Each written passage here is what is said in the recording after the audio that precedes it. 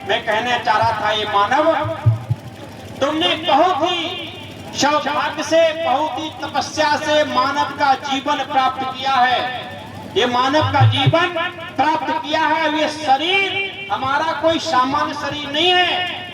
आज लोग तीर्थों को कहीं दूसरी जगह ढूंढने जा रहे हैं, तीर्थ कहीं दूसरी जगह करने जा रहे हैं, देवताओं कहीं दूसरी जगह खोजने जा रहे हैं, गंगा यमुना सरस्वती को बाहर खोज रहे हैं। ये बाहर तो हैं, आपको जो दिखाई दे रही है ये भी गंगा है, परंतु आपके अंदर जो ताड़ने वाली नदी है, ताड़ने वाली गंगा है, ताड़ने वाली सरस्वती है, ताड़ने वाला संगम है और ताड़ने वाले तीर्थ हैं, वो आपके शरीर के अंदर हैं, बाहर नहीं है। बाहर नहीं किसी को मिलेंगे और किसी को मिलेंगे, मिले भी नहीं है। अभी तक किसी ने कहा हमने परमपिता परमात्मा का दर्शन किया है, हमने परमपिता परमात्मा का दर्शन किया है, तो किसी साहित्य में अगर किसी ने बताया हो, किसी महापुरुष ने हमें फला मंदिर में भगवान मिला है या फला तीर्थ में हमें जाकर मिला है, चाहे मथुरा में किसी ने बताया, चाहे अयोध्या में बताया, चाहे काशी में, चाहे कहीं, किसी ने कहीं नहीं बताया है। अगर किसी ने बताया है कि हमें परमपिता परमात्मा मिला है, तो क्या बताया है? हमें अपने ही अंदर पाया,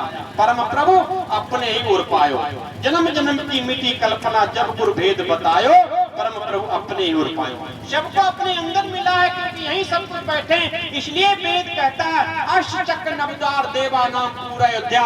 ऐ दुनिया के लोगों, जिस शरीर को तुमने क्या बना दिया, मैं खाना बना दिया, शराबालय बना दिया, जिस शरीर को तुमने कब्रस्तान बना दिया, जिस शरीर को तुमने पुड़िया गुटका सुटका डाल के कूड़ादान बना दिया है, वो शरीर कोई सामान्य निधि नहीं है, वह शरीर ब्रह्म मंदिर है। और इस शरीर में 8 चक्र हैं, 9 द्वार हैं, देवा नाम पूरा अयोध्या, ये देवताओं की अयोध्या पूरी है। 33 कोटि के देवता इसके अंदर निवास करते हैं, ब्रह्मा विष्णु शिव शंकर देवी दुर्गा आदि जितने भी हैं, जो ब्रह्मांडे सो पिंडे, ये स्थूल ब्रह्मांड आपको दिखाई दे रहा है, उसी का सूक्ष्म रूप इस छोटे से पिंड के अंदर भी स्थापित है।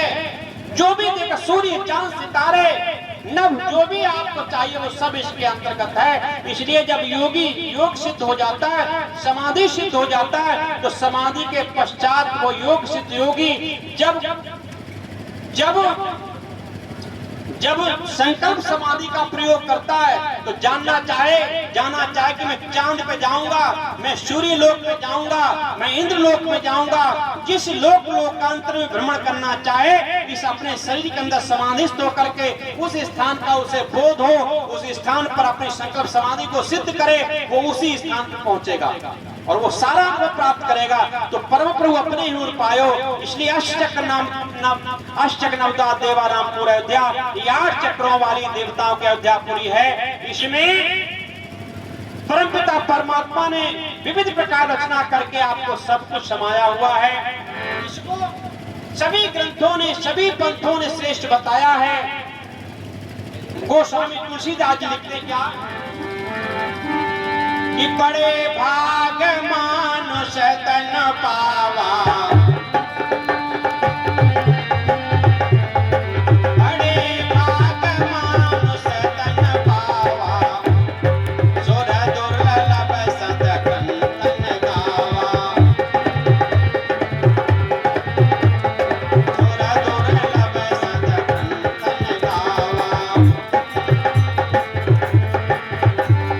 साधन धाम मोक्ष कर द्वारा, साधन धाम मोक्ष कर द्वारा, जहि न पाए परलोक समारा, जहि न पाए परलोक समारा।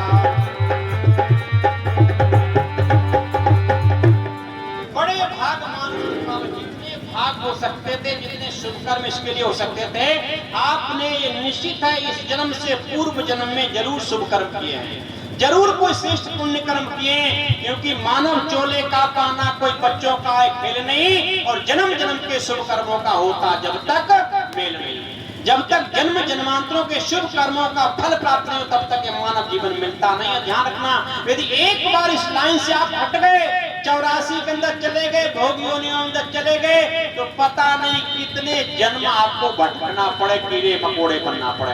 यदि कहीं शेर जैसी योनि आपको मिल गई, हिंसक होने के कारण शेर जैसी योनि प्राप्त करने के पश्चात आप समस्त 84 लाख योनियों का भ्रमण करने के पश्चात कल्पांतरों उसमें गोते खाएंगे, जिएंगे, मरेंगे, कष्टों को भोगेंगे।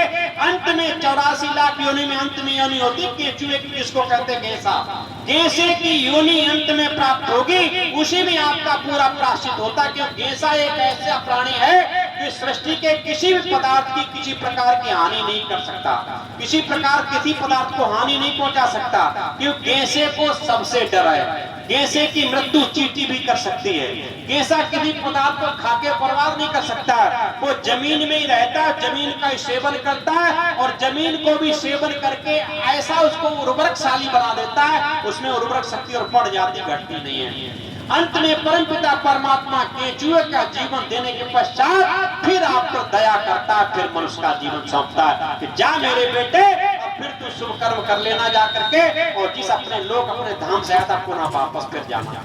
हम फिर आकर के खुजली में लग जाते हैं। यहाँ पर आए तो परमात्मा का भजन करने के लिए, धर्म कर्म करने के लिए, श्रेष्ठ कर्म करने के लिए, इस जीवन को सफल बनाने के लिए, जन्म मृत्यु के बंधन से मुक्त होकर के उस परम धाम परम मोक्ष आनंद को पाने के, परमात्मा की गोद पाने के लिए। लेकिन होता क्या है, जैसे ही गर्भ में हम रहे तब गर्भ में निरंतर पुकारते हैं, प्रभु मेरी रक्षा करो, मुझे बाहर निकालो, मैं आपकी स्तुति करूंगा, प्रार्थना करूंगा, आपके बताए अनुसार जीवन जीऊंगा, शुभ कर्म करूंगा, धर्म कर्म करूंगा, पुण्य कर्म करूंगा, दीन दुखियों की माता पिता की सेवा करूंगा। लेकिन जैसे ही हम गर्भ से बाहर आते हैं, फिर हमारे अंदर वही सारी खुरापातें पैदा हो जाती हैं, फिर हम बंद हो जाते हैं 84 में जाने के लिए। जैसे एक किला है 9 द्वारों वाला, उस 9 द्वार के किला में एक व्यक्ति, अंधा व्यक्ति है, उसमें फंस गया किसी तरीके से, और फंस गया, वो निकलना चाह रहा तो आवाज दे रहा है, कोई हमें बाहर निकालो, मुझे दिखाई नहीं देता, कोई मुझे बाहर निकालो, बाहर निकालो।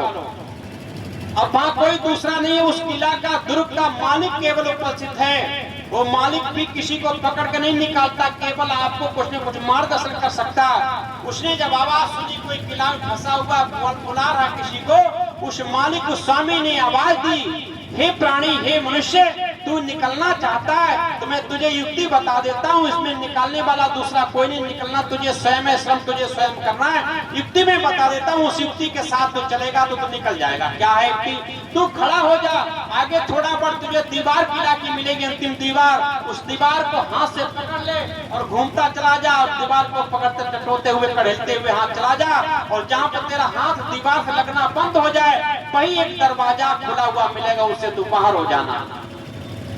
बाकी इसमें दरवाजे और भी है, वो सब बंद दरवाजे, लेकिन दरवाजा खुला हुआ केवल एक वही है, जहाँ तेरा हाथ लगना दीवार बंद हो गए, समझ लीजिए वही दरवाजा, वहीं से बाहर हो जाना, तो बाहर हो सकता है। ये व्यक्ति वही काम करता है, दीवार को पकड़ लिया, छूता हुआ, चलता हुआ, रगड़ता हुआ, चलता हुआ, धीरे धीरे पूरा किला घूम जाता, चक्कर लगा जाता। जैसे जैसे वो बंद दरवाजे खत्म हुए, खुला दरवाजा आया, ज्यों वो 2 कदम पहले उसे खुजली लग गई, खुजली, और खुजलाने के उसने हाथ हटा लिया दीवार से, और फिर जाकर के चलना जारी रहा। हाथ तो दीवार हटा दिया, रुका नहीं, चलना जारी रहा, जब तक खुजली लगी, खुजलाता रहा, तब तक दरवाजा पीछे फिर निकल गया।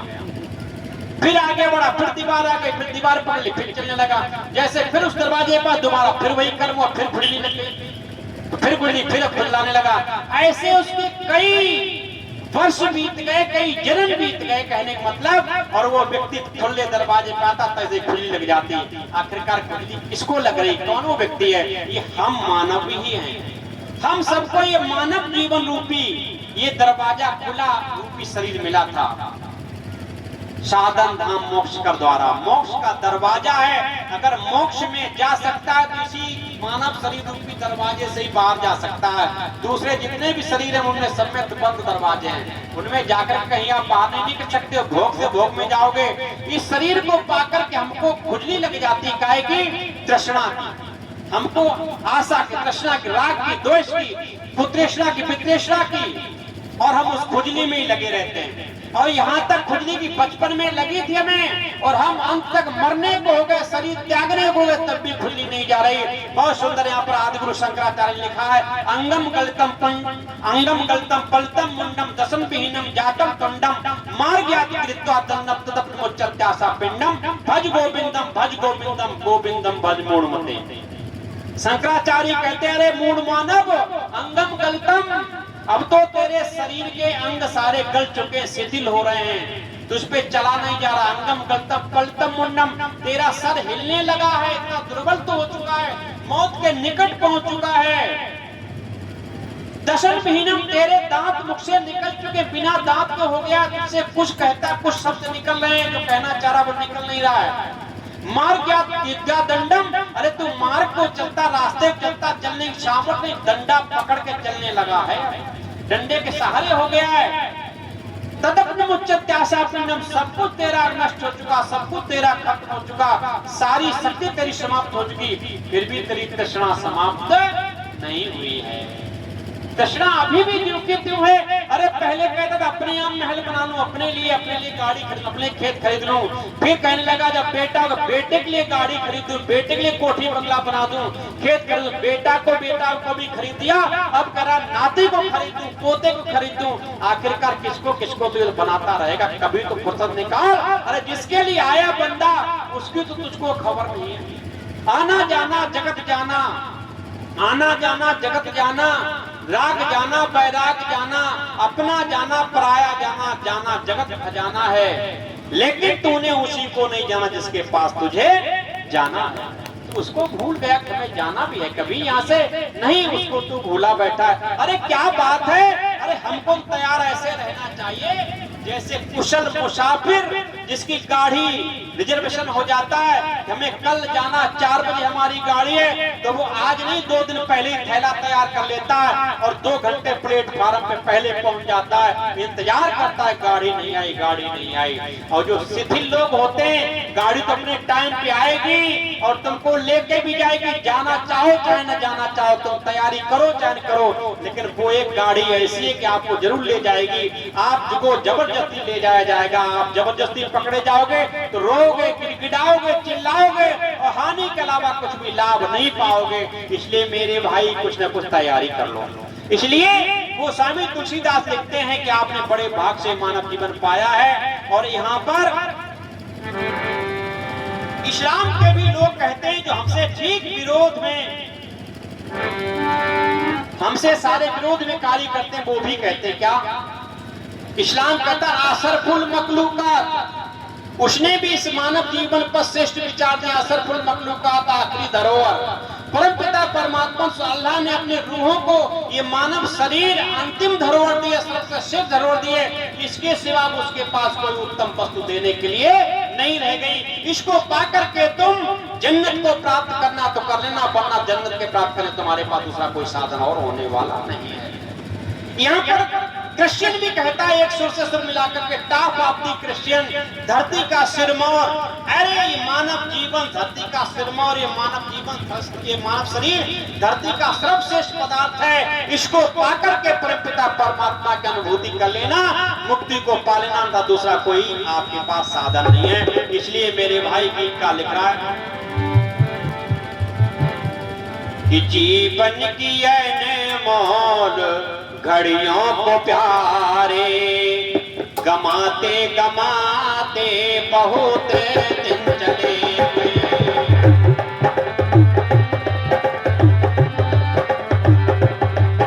गमाते गमाते बहुत दिन चले गए। पशुओं से बदतर जीवन को जीकर, पशुओं से को जी कर, ठोकरे खाते खाते बहुत दिन चले।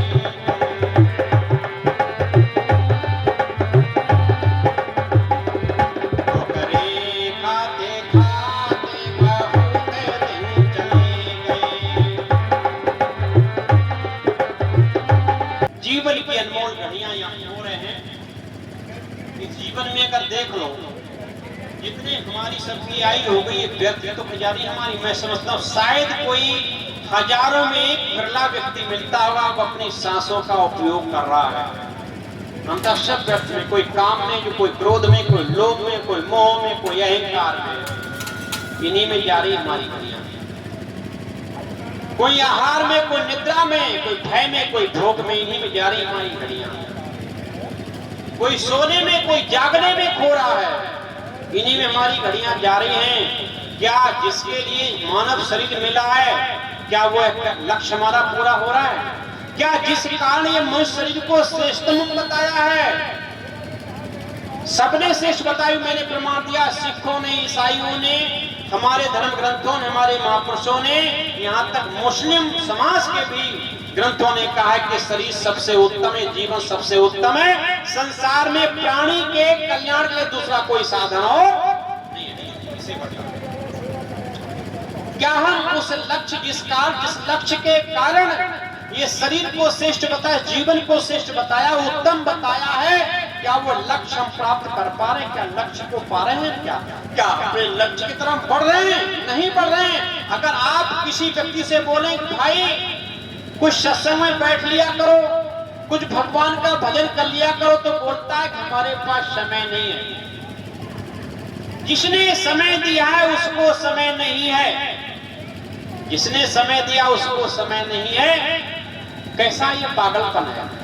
आज हमारे पास भगवान के भजन के लिए नहीं, उसका चिंतन, उसको धन्यवाद देने के लिए समय नहीं है। कैसा काम? इसलिए विचार करो आखिरकार वो क्या कारण है। क्या ये शरीर इसलिए श्रेष्ठ है कि इसका मांस बहुत अच्छा है? क्या इसका मांस सबसे अच्छा है? बताओ। इसका मांस किसी काम का नहीं है। आपके मांस से पशु पक्षियों का मांस कीमती है। पशु पक्षियों का मांस बिक जाता है, सैकड़ों हजारों किलो की संख्या में बिकता है। आपका 2 पैसे का कोई मांस लेने वाला नहीं। आपका मांस रुचिकर कोई पशु भी नहीं खाता है। शेरनी का शेर भी आपको तोड़ डालेगा, मार देगा, लेकिन मांस को रुचि से नहीं खाएगा, आपको बीच में छोड़ के चला जाएगा। आखिरकार इसका मांस किसी काम का नहीं है, जलाने के अलावा किसी खड़ाने के अलावा किसी काम नहीं आता। आपकी हड्डी किसी काम की नहीं, 2 पैसे की हड्डी नहीं बिकती। अरे आप देख लीजिए हाथी की हड्डी कितनी कीमती बिकती, बोलो। हाथी मरने पर कम कीमत का, मरने पर अधिक कीमत बन जाती है हाथी की हड्डी काम में आ गई। आपके बाल जिसको शैम्पू, तेल, साबुन, बढ़िया तेल लगाते हो, अच्छा शैम्पू लगाते हो, खूब धोते हो, बढ़िया तरीके से रखते हो, सजा करके, जुल्फों को काट करके, ये बाल भी किसी काम का नहीं है। ये बाल भी किसी काम का नहीं है। आखिरकार क्या है इसमें कीमती? क्या इसकी चमड़ी किसी काम के?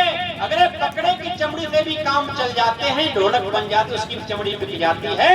तुम्हारी किसी काम की चमड़ी भी नहीं, 1 पैसे की नहीं बिकती। क्या फिर है? किस पर नाज है?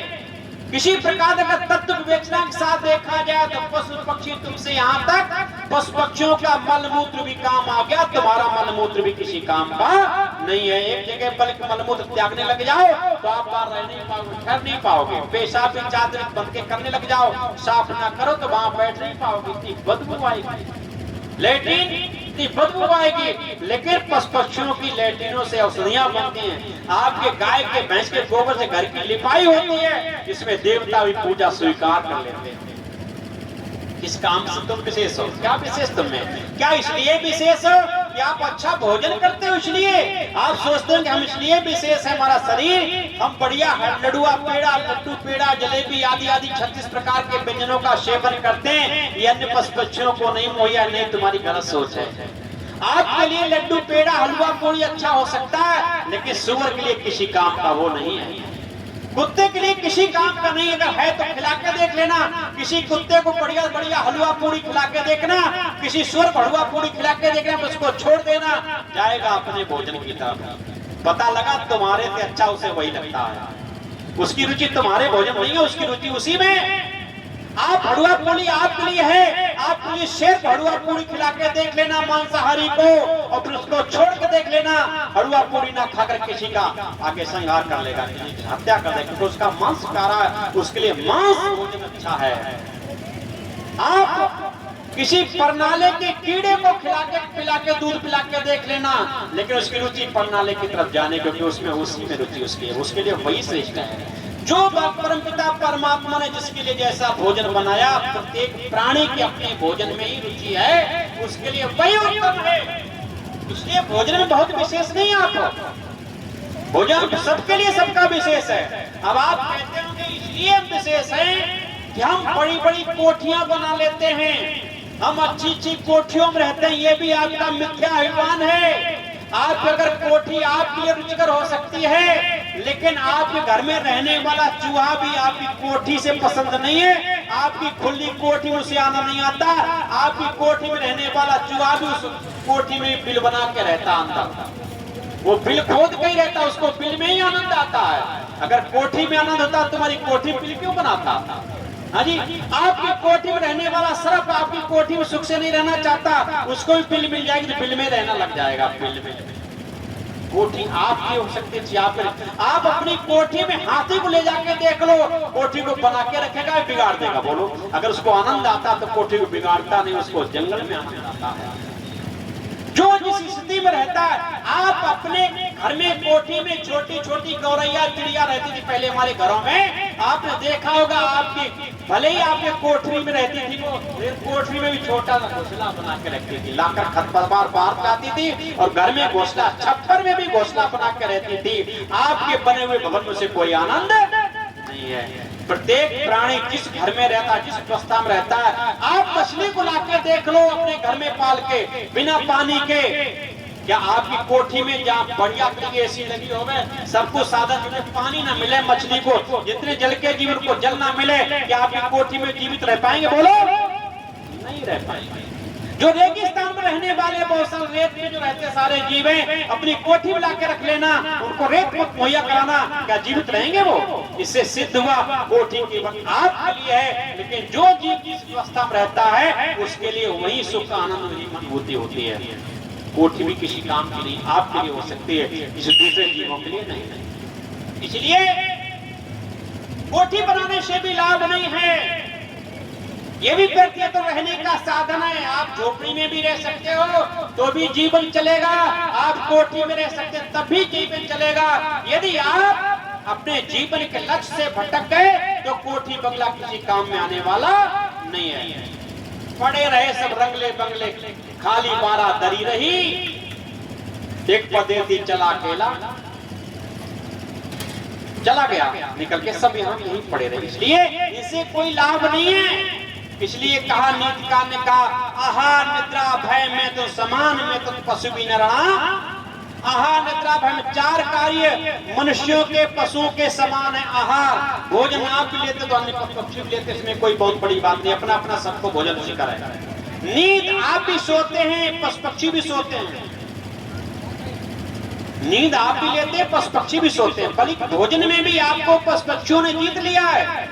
देख लीजिए यहाँ पर क्या कैसा जीता है। भोजन आप भी लेते हैं, पशु पक्षी भी लेते हैं, लेकिन भोजन, अपने भोजन को त्याग कर गैर का भोजन करने का सामर्थ्य केवल आपने जुटाया, बेईमानी आपने की है। मनुष्य को परमपिता परमात्मा ने शाकाहारी बनाया था, ना कि मांसाहारी। ये मनुष्य कैसा बन गया?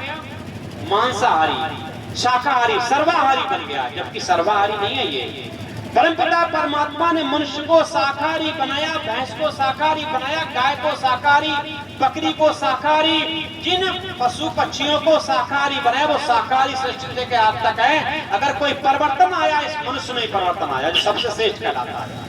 इसीलिए परमात्मा के नियमों को तोड़ा, उल्लंघन किया है, बाकी किसी ने उल्लंघन नहीं किया। हर चीज बंधी है नियमों में, किसने ये नियम बनाया है?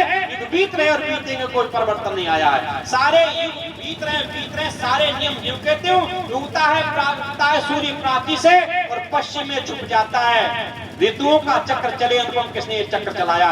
सारे जड़ पदार्थ भी परमात्मा के सृष्टि नियम का पालन कर रहे हैं। 2 अरब वर्ष लगभग होने जा रहे, इतना समय सृष्टि है, इतने दिन तक अभी लगभग 2.5 अरब वर्ष और 4 अरब 32 करोड़ वर्ष सृष्टि रहती है, तो इसके पश्चात प्रलय होगा। इतने दिनों तक जीव की त्यों सारी वस्तुएं, जड़ वस्तुएं भी जीव की त्यों रहेंगी, सब हैं। अगर मर्यादा का त्याग करने वाला अगर कोई कहलाता तो मनुष्य ही है, इसने त्याग किया। इसने अपना भोजन त्याग करके और किसका भोजन करना शुरू किया? साफ मांसाहारी का। ये मांसाहारी नहीं था। शाकाहारियों ने कभी मांस खाना नहीं पसंद किया, न करेंगे। आप चाहे कितनी कोशिश कर लेना, गाय को क्या मांस खिला सकते हो? बोलो, भैंस को मांस खिला सकते हो? कितनी कोशिश कर लेना, गाय भैंस कभी मांस नहीं खाएगी। लेकिन एक तो प्रथा बड़ी चली भागवतकार के द्वारा। भागवतकार कहता है कि जब महाराज राम सीता महारानी का धनुष युद्ध हुआ था, इस विवाह के लिए धनुष तोड़ने की शर्त रखी गई थी, तो बता रहे वो जो धनुष बनाया था वो गाय का था कि महाराज दधीच की हड्डियों से। फिर हड्डियां कैसे निकली थी? बोले गाय को मांस चटा चटा कर अपनी हड्डियों को निकाल दिया था। मैंने एक जगह बहुत बड़ी फटकार भागवत पुराण चित्रों में लगाई थी कथावाचक को, उत्तर नहीं आया उसको। मैंने कहा मैं आपसे वही बात करता हूँ, कभी ऐसी बात हमेशा खड़े हो जाया करो। मैं बताता हूँ आपको। अच्छा बताओ, गाय शाकाहारी की मांसाहारी? बोलो बोलो, शाकाहारी की मांसाहारी है? शाकाहारी है। आप गाय को प्रयोग कर लेना, गाय आपसे प्यार करती हो, प्यार कर चाटने लगती है, आपको चाटेगी। प्यार कर जब तक इसमें नमकीन पदार्थ आएगा तब तक चाटेगा। जहां इसकी त्वचा टूटती, ब्लड निकलना शुरू हुआ, गाय अपने आप दूर हट जाएगी। ब्लड निकलना, मांस निकलना शुरू होगा, अपने आप दूर हट जाएगी गाय। जब तक इसमें नमकीन पदार्थ मिलेगा तब तक चाटेगी, और जहां मांस ब्लड शुरू पहना शुरू हुआ, मांस बाहर निकलना, बाहर हट जाएगी गाय, कभी खाएगी नहीं। वो गाय कैसी मांसाहारी बनेगी? चाट चाट के मांस खा के हड्डियां निकाल देती है जी। हाँ, ये अगर बात कही होती कि हाँ शेर ने चाट चाट करके उनके मांस को, शेर आपका भले ही पालतू क्यों ना सही, आपको पहले प्यार से चाटेगा, और जब इसमें मांस निकलना शुरू हुआ तो आपको छुड़ाने से भी नहीं छोड़ेगा, कि उसका मांस भोजन उसको मिल गया वहां। इसलिए गाय ने नहीं चाटा, न कोई क्या था वो अलंकार था, क्या है, कहते नहीं कि हमने हड्डियां गला दी। कोई ज्यादा परिश्रम से कार्य करे, ज्यादा मेहनत से कोई चीज तैयार हो, तो लोग कहते हैं इसके बनाने में हमारी हड्डी गल गई, हमारा पूरा शरीर गल गया। तो महाराज दधीच ने, वो अष्ट धातुओं का था, मैंने रामायण लिखने में खोज पता, अष्ट धातुओं का था, लगभग उसमें 85 किलो वजन था, और उसमें रिमोट एक तरीके था, उसमें जो थी उसका चाप, उस चाप का जिसको राज पता था, वो चाप खिंचता था, और चाप का भी अनुपात था, इतना जाएगा। वो चाप के द्वारा उसमें त्वचा चढ़ती थी, और चाप में त्वचा चढ़ते वो अपने आप सीधा हो जाता था, केवल इशारा लगाते वो सीधा खड़ा हो जाता था। 85 किलो तो उसमें वजन था। अष्ट धातुओं का वो था, 8 धातु प्रकार, जिसमें तांबा, लोहा, पीपा, पीतल, पत्थर, सोना सब कुछ मिला होता है। इसका था 85 किलो वजन था। महाराज राम को भी नहीं पता था, ये इशारा दिया था, इशारे में कितने बता दिया? महाराज विश्वामित्र बहुत बड़े का बहुत ज्ञान था, उनको पता था इसमें क्या लगा हुआ है। तब उन्हें कहा था, उठो राम अब कर धन ले, खींचो चाप मिटाए संदेह। अपने वचन में उठने में इशारे में सारा कुछ बता दिया। समझ गए राम, इसमें चाप कोई कहीं पर लगा हुआ है, चाप लगा, उनको अनुपात पता नहीं, अनुपात तन क्या ज्यादा ये था। तो आप मांसाहारी हैं नहीं है, शाकाहारी हैं। शाकाहारियों की पहचान अलग होती है। शाकाहारी जीभ से पानी, सोख से पानी पीते हैं, घूंट करके सोख लगाकर पानी पीते हैं, और मांसाहारी घूंट करके पानी पीता है। शाकाहारी बच्चे जन्म के कई दिन के बाद, जन्म के साथ ही आंख खोल देते हैं शाकाहारी बच्चे, और मांसाहारी बच्चे जन्म के कई दिन के बाद आंख खोलते हैं। शाकाहारी के बच्चों के या शाकाहारियों के नेत्र लंबे होते हैं, काले होते हैं, और मांसाहारियों गोल नेत्र होते हैं, पीले होते हैं। शाकाहारियों के दांत चपटे होते हैं, नुकीले चपटे भी, नाखून भी होते हैं, और चपटे दांत भी होते हैं। और मांसाहारियों में नुकीले दांत होते हैं, नुकीले उनके नाखून होते हैं। शाकाहारियों के छोटे छोटे बाल होते हैं, लंबे होंगे तो घने नहीं होंगे, और मांसाहारियों के घने भी होंगे और लंबे भी बाल होंगे। ये कई प्रकार की पहचान है। आप शाकाहारियों में आते, आपने अपना भोजन त्याग दिया, किसी पशु पक्षी ने भी अपना भोजन त्यागा नहीं, मरना निश्चित है उनका। अगर उनका भोजन नहीं मिलेगा तो शाकाहारी मांसाहारी नहीं बनेगा, मांसाहारी शाकाहारी नहीं बनेगा। प्राण त्याग सकता लेकिन अपने भोजन को त्याग कर दूसरे का भोजन ग्रहण नहीं कर सकता। लेकिन हमने सब कुछ बना खा लिया, हमने इस घर को क्या बना दिया? घर का मुर्दा जब बन जाता, कोई व्यक्ति खत्म हो जाता है, उस मुर्दे को जल्दी करो ले चलो भैया, कब तो मुर्दा हो गया। अब उसके पाक करने के क्या क्या ढोंग रचे जाते घर में, 13 दिन तक यानी होली तक ये पाखंड रहता है, तब पवित्र होते हैं। और बाहर के मरे हुए प्राणी का सर ले जाकर कहाँ ले जाते हैं? रसोई में। रसोई में उसको बनवाते हो भोजन के रूप में, कहते हैं आप बकरा बना, आप मुर्गा बना। अरे बना के बिगड़ा है, हैं, और फिर उसको अपने शरीर के अंदर डालता है, यहाँ तक सुअर कुड़ीले को भी डाल लेता है। कितना वाह भाई, कैसे कल्याण होगा। इसलिए मेरे भाई, आप शाकाहारी हैं, आप भोजन में जीत लिया पशुओं ने। इसके पास निद्रा, आप नींद सोते हैं, पशु पक्षी भी सोते हैं, लेकिन हमारे उनके सोने में अंतर। आज का मनुष्य जगना चाहिए तब सो रहा है, जब सोना चाहिए तब जग रहा है। आज के रात के 1-2 बजे तक मोबाइल में चिपका रहता है और सुबह 8 बजे तक सोता है। कोई भी पशु पक्षी दिन में नहीं सो सकता, रात्रि में भी 4 बजे नहीं सो सकता। कुत्ता निकृष्ट प्राणी सबसे है। कुत्ते को भी आप देखें, चाहे पूरी रात जागता रहता हो, लेकिन 4 बजे ब्रह्म मुहूर्त में कभी सोते हुए कुत्ता आपको नहीं मिलेगा। कोई गाय भैंस सोती हुई नहीं मिलेगी, अपनी चन्नी आदि पर गाली पेट की मिलेगी, भोजन करती हुई मिलेगी, लेकिन कभी सोती नहीं मिलेगी। मनुष्य अभी सोता है जब ब्रह्म मुहूर्त जगने का टाइम होता है। सोने में ही पशु पक्षियों ने आपको जीत लिया। भय में, भय के क्षेत्र में आपको, भय के क्षेत्र में सभी ने जीत लिया। कोई पशु पक्षी कीट पतंग अपनी जाति वाले से नहीं डरता। भेड़िया भेड़िया नहीं, शेर शेष नहीं डरे, चीता चीता नहीं, हाथी हाथी नहीं डरे, कोई किसी नहीं डरता। अगर आज अपनी जाति वाले से कोई डरता है तो केवल 2 जातियों को भय, एक कुत्ते को कुत्ते का भय और दूसरा इस मनुष्य को मनुष्य का भय। अभी मेला लगा, मेला उखड़ जाए, उसके बाद रात कभी आए गंगा जी की तलहटी में तो यहाँ आपको किसी का डर नहीं लगे। किसका लगे? कोई आदमी नहीं मिल जाए। हम कहीं भीड़ में घिर जाते हैं तो हमें लगता है कोई आदमी ने मिलना है, भैया आगे बढ़े चलो जल्दी। अगर कहीं किसी की आवाज सुनाई दे रही तो हम चुप करना पड़ता, साथ ही चुप हो जाओ, खड़े हो जाओ। क्यों? कि आगे आदमी मालूम हो रहे हैं, आगे आदमी मालूम हो रहे, पता नहीं कौन कैसा है। आज आदमी को आदमी डर। हम अगर कहीं बाहर हैं, हमारा घर गांव के बाहर, तो हमें अपने घर में डर लगता कोई आदमी ना घुस पड़े। आज आदमी को आदमी का डर है, जैसे कुत्ते कुत्ते डर है। कुत्ता भी संबंधी नहीं कर पा रहा है, ऐसे आदमी मिटने जा रहा है। इसको स्वयं मिट जाए, कोई मिटाने वाला नहीं। आहार निद्रा भय मैथुन, और मैथुन के क्षेत्र में देखा जाए आज पशु पक्षी प्रत्येक मैथुन के क्षेत्र में सीमित है, मर्यादित है, ब्रह्मचर्य का पालन करता है। कुत्ता भी 1 साल का ब्रह्मचर्य का पालन करता है, लेकिन मनुष्य का कोई ब्रह्मचर्य का पालन नहीं है। ये नित्य देखिए, जब देखिए, कोई शायद नहीं, कोई टाइम नहीं। जबकि गर्भाधान 16 संस्कारों में सबसे पवित्र संस्कार है, सबका आधार संस्कार, सबकी नींव संस्कार है। मानव की उत्पत्ति, अगर श्रेष्ठ मानव की हो सकती, निकृष्ट मानव की उत्पत्ति हो रही है तो गर्भाधान संस्कार बिगड़ने से ही ये मानव जाति की, निकृष्ट मानव जाति की उत्पत्ति हो रही है। गर्भाधान संस्कार उत्तम होने से ही उत्तम मानव उत्पत्ति हो सकती है। लेकिन हम गर्भाधान संस्कार को नहीं, सारे संस्कार को भुला बैठे। हमें संस्कारों का पता नहीं, जबकि शास्त्र हमारे कहते हैं संस्कार दोषा चा विद्या।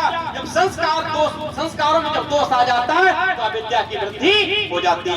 कितना भी आप कॉलेज पढ़ो, कितना भी विद्यालय पढ़ो, कितना भी सत्संग करो, संस्कार ही आपका बिगड़ा हुआ तो आपको कोई सुधार नहीं सकता जब तक संस्कार नहीं सुधारे जाएंगे। इसलिए संस्कार दोषाचा विद्या, जब विद्या आएगी संस्कार बिगड़ने से, आज हमारे समाज में विद्या व्याप्त हो रही है क्योंकि हमारे संस्कार बिगड़े, हमारे बच्चे संस्कारहीन हो रहे हैं। आज मैं देख रहा हूँ, बहुत कई जगह मैं कहता हूँ, प्रत्येक नौजवान को देख रहा हूँ दाढ़ी रखा है, चाहे उसे 2 बाल ही आगे क्यों ना सही, दाढ़ी रख रही है, मूंछ रख रही है, बड़े राक्षस घूम रहे हैं। जबकि वानप्रस्थ का गाना था, वानप्रस्थ हमें दाढ़ी मूंछ केस रखाने चाहिए, बस्ता मत युक्ति।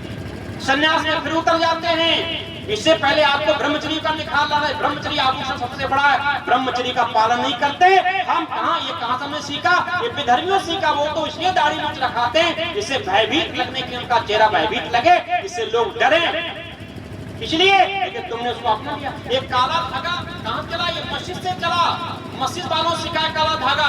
आप ऊपर किया था कि आप कितने संस्कारवान हैं, उन्हें परीक्षण किया था, आप काला धागा को बांधे। आज हमारी बेटी बहनें सभी काला धागा बांध लेंगी, सब काला धागा लगाए। क्या है ये इस्लाम वालों का एक सैंपल था, डाला था हिंदुओं में, और तुमने उसको स्वीकार कर लिया। इसलिए हर जगह तक तुम्हारा संस्कार बिगड़ने, इसलिए संस्कार तो अच्छा विद्या, और सांस्कृतिक जब अविद्या तो प्रकार बिगाड़ होता है। फिर और बिगाड़, डबल विद्या लेके आप बिगाड़। जब संस्कार बिगड़ते हैं, इंद्रिय दोषाचा विद्या, फिर इंद्रियों में दोष आ जाते हैं। फिर ना इंद्रिय दोष आ गए तो ना बहन बहन है, ना माँ माँ है, ना बेटी बेटी है, ना भाई भाई है, कोई किसी का नहीं है। जब इंद्रिय दोष आप बिगड़े, इंद्रिय कुछ भी करेंगे, कुछ भी करो, ये हो रहा है। आज क्या ये इंद्रिय बिगड़ने का कारण तो है बॉयफ्रेंड, गर्लफ्रेंड, ये क्या है? ये इंद्रिय दोष बिगड़ने से तो हुआ है। अर्थात बॉयफ्रेंड का मतलब क्या है? नाजायज पति, बॉयफ्रेंड मतलब नाजायज पति, असमय पति कर लेना। विवाह से पहले पति नहीं होता किसी नारी का, यहाँ विवाह से पहले असमय नाजायज पति रख लेना, यह है बॉयफ्रेंड। गर्लफ्रेंड का मतलब क्या है? नाजायज पत्नी। विवाह से पूर्व कोई किसी की पत्नी नहीं है, किसी पर पुरुष को किसी स्त्री का हाथ छूने का भी अधिकार नहीं है, न किसी का अधिकार। जब पिता अपनी बेटी का विवाह मंडप में जो है जो क्रिया आदि इसका नाम है पाणिग्रह संस्कार, पाणिग्रह क्रिया में पिता पर के हाथ में बेटी का हाथ देता, तब पर पुरुष को हाथ छूने का अधिकार होता है। इससे पहले किसी नारी का कोई पर पुरुष अधिकार नहीं। और फिर पति के लिए अधिकार मिला, अन्य फिर पर पुरुषों के लिए यही बात है, किसी अन्य पर पुरुष को हाथ देने का फिर किसी को अधिकार नहीं है। यह है, लेकिन हमारे यहाँ बॉयफ्रेंड गर्लफ्रेंड, गर्लफ्रेंड बनेगी। गर्लफ्रेंड मतलब क्या है? नाजायज पत्नी, विवाह से पूर्व रखे इसको कहते हैं, इसको वैश्या कह सकते हैं। ऐसी वैश्यापन को अपना लिया गया। क्या हुआ?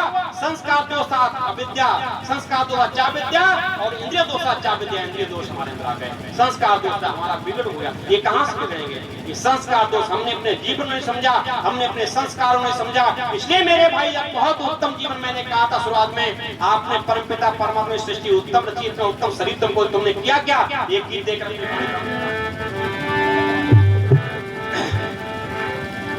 ये तेरा तन ओ मानव प्यारे,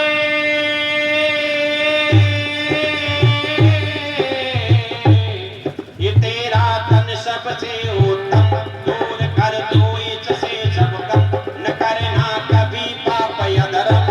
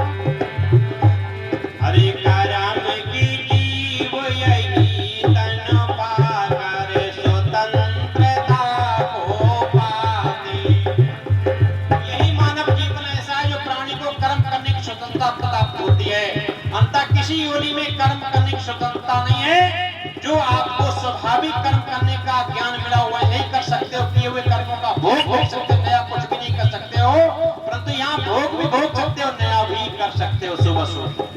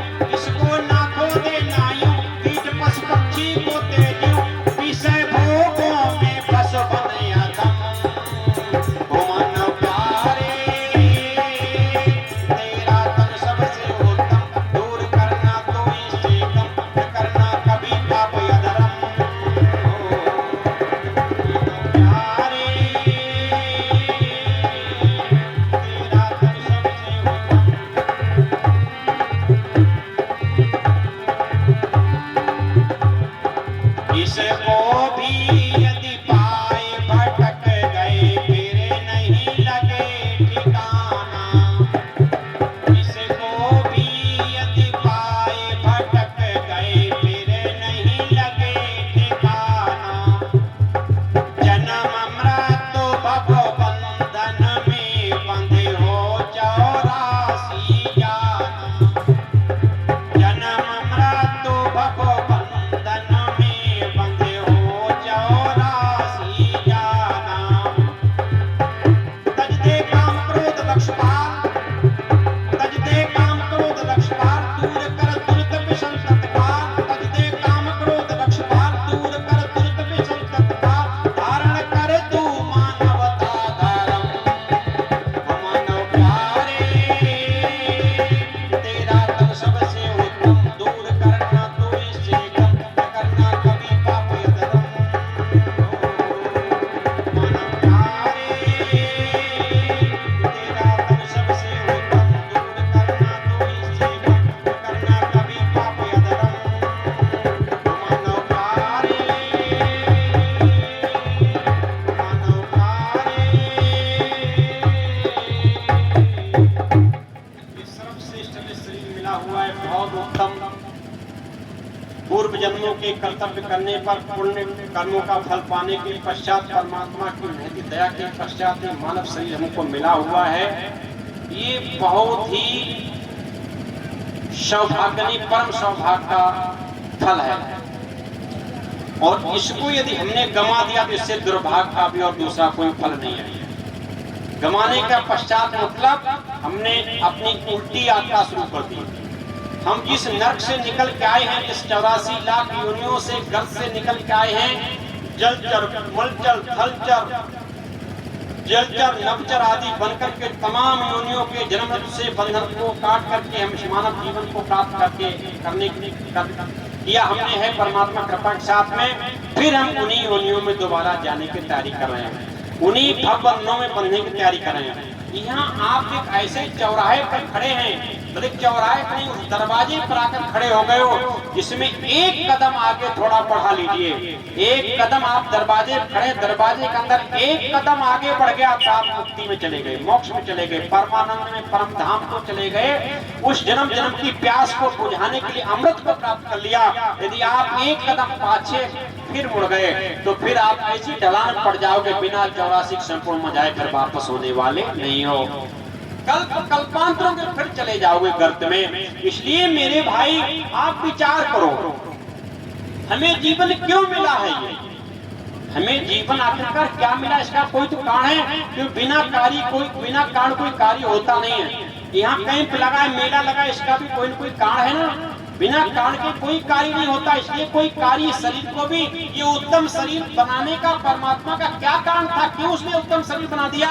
सर्व संपन्न से ये भले ही छोटा शरीर है, हाथी से बड़ा हो सकता है, शरीर से चुस्तीला फुर्तीला हो सकता है, विशाल का और भी बहुत सारे जलचर थलचर हो सकते हैं, लेकिन पूर्ण शरीर किसी के पास नहीं है। अगर पूर्ण शरीर है तो ये मनुष्य का ही पूर्ण शरीर। मैं पूर्ण बता दूं, इसलिए श्रेष्ठ सबने बताया इसको।